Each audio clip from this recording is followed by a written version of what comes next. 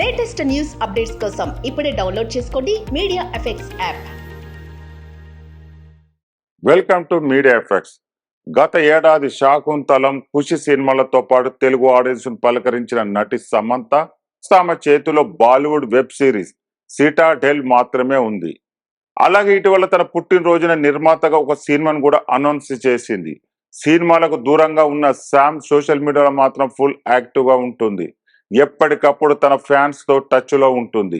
ఇది ఇలా ఉంటే తాజాగా ఇన్స్టాగ్రామ్ స్టోరీస్ లో ఒక ఆసక్తికరమైన పోస్ట్ పెట్టింది అందాల తార. ఇటీవల రిలీజ్ అయిన తెలంగాణ ఎంసెట్ ఫలితాల్లో సమంత అభిమాని మంచి ర్యాంక్ సాధించింది.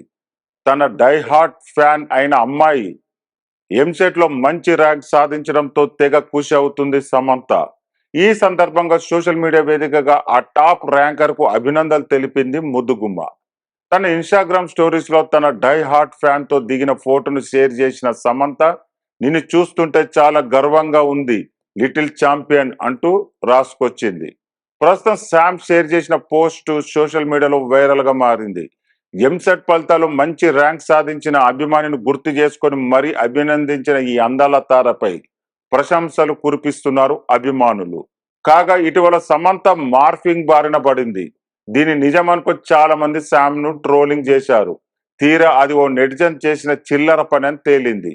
కాగా ఇటీవల తన పుట్టినరోజు సందర్భంగా మా ఇంటి బంగారం చిత్రాన్ని ప్రకటించింది సమంత. అలాగే పోస్టర్ను కూడా రిలీజ్ చేశారు. ఇక వరుణ్ ధావన్ తో సమంత నటించిన హనీ బానీ వెబ్ సిరీస్ కూడా రిలీజ్ కు సిద్ధంగా ఉంది.